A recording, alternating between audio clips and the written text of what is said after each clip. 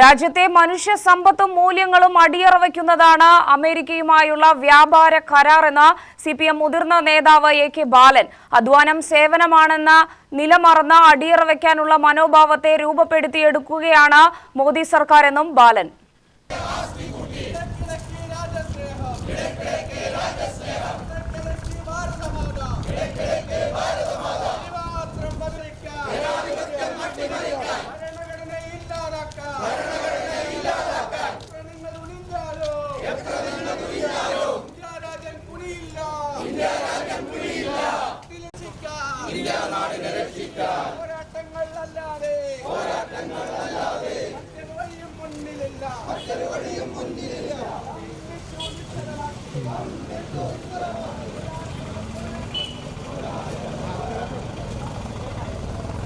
ദേശീയ പണിമുടക്കിനോടനുബന്ധിച്ച ഇടത് ട്രേഡ് യൂണിയനുകളുടെ പ്രതിഷേധം പാലക്കാട് എ.കെ. ബാലൻ ഉദ്ഘാടനം ചെയ്തു.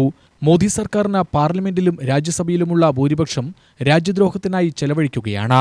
ചാതുർവർണ്ണ ചിന്താഗതിയിലാണ് രാജ്യത്തെ ഓരോ നിയമവും രൂപപ്പെടുന്നത്. രാജ്യത്തെ മനുഷ്യശേഷിയെയും സമ്പത്തിനെയും കോർപ്പറേറ്റ് മൂലധന ശക്തികൾക്ക് മുമ്പിൽ അടിയറവ് വയ്ക്കുകയാണ്.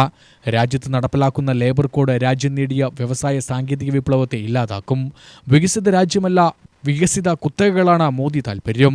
വ്യാപാര വ്യവസായ മേഖലകളിൽ കേന്ദ്ര സർക്കാർ കൊണ്ടുവരുന്ന ഓരോ മാറ്റവും ഓരോ ഭേദഗതിയും രാജ്യവിരുദ്ധമാണെന്നും ബാലൻ പറഞ്ഞു. 2019-2020 കാലഘട്ടത്തിലെ പാർലമെന്റാണ് ഈ നിയമത്തിന് രൂപം കൊടുത്തത്. അതിനുള്ള പ്രധാനപ്പെട്ട കാരണം 1991 നവലിബറൽ നയങ്ങൾ നിർലോഭമായി ഇവിടെ നടപ്പിലാക്കുന്നതിനും ഉദാരവൽക്കരണ നയങ്ങൾ നമ്മുടെ രാജ്യത്ത് വളരെ സ്പീഡിൽ മുന്നോട്ട് കൊണ്ടുപോകുന്നതിനും മൂലധനത്തിൻ്റെ തടസ്സമില്ലാത്ത പ്രവാഹം നമ്മുടെ രാജ്യത്തിൻ്റെ എല്ലാ മേഖലകളിലും എത്തിക്കുന്നതിനും തടസ്സം സൃഷ്ടിക്കുന്ന എല്ലാ വിഭാഗത്തെയും നിയന്ത്രിക്കുക, ഇല്ലാതാക്കുക എന്നുള്ളത് ആഗോളവൽക്കരണ നയത്തിൻ്റെ അവിഭാജ്യ ഘടകമാണ്. ആ നയം നടപ്പിലാക്കുന്നതിൽ തടസ്സമായി നിൽക്കുന്ന ഒരു ഭാഗം എന്ന നിലയിലാണ് തൊഴിലാളികൾ അനുഭവിച്ചു കൊണ്ടിരിക്കുന്ന ജനാധിപത്യ ട്രേഡ് യൂണിയൻ അവകാശങ്ങളെ ഇല്ലാതാക്കാൻ ക്രമാനുഗതമായ നടപടികൾ സ്വീകരിച്ചത്.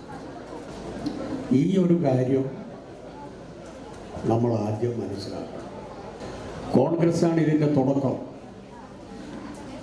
പ്രത്യേകിച്ച് മൻമോഹൻ സിംഗിൻ്റെ കാലഘട്ടത്തിൽ അത് പ്രകടമായി തൊഴിലാളി വിരുദ്ധ സമീപനം സ്വീകരിക്കുന്നു എന്ന് വരുത്താതിരിക്കാൻ വലിയ ശ്രമം അവർ നടത്തിയിരുന്നു. പക്ഷേ തൊഴിലാളികളത് തിരിച്ചറിഞ്ഞു. സിപിഎം സംസ്ഥാന കമ്മിറ്റി അംഗം എൻ കൃഷ്ണദാസ്, ട്രേഡ് യൂണിയൻ നേതാക്കളായ M Hamsa, Vijayan Kunissery, V Sarala, T K Noushad, K Mallika, Velu എന്നിവർ സംസാരിച്ചു. U T V news, Palakkad.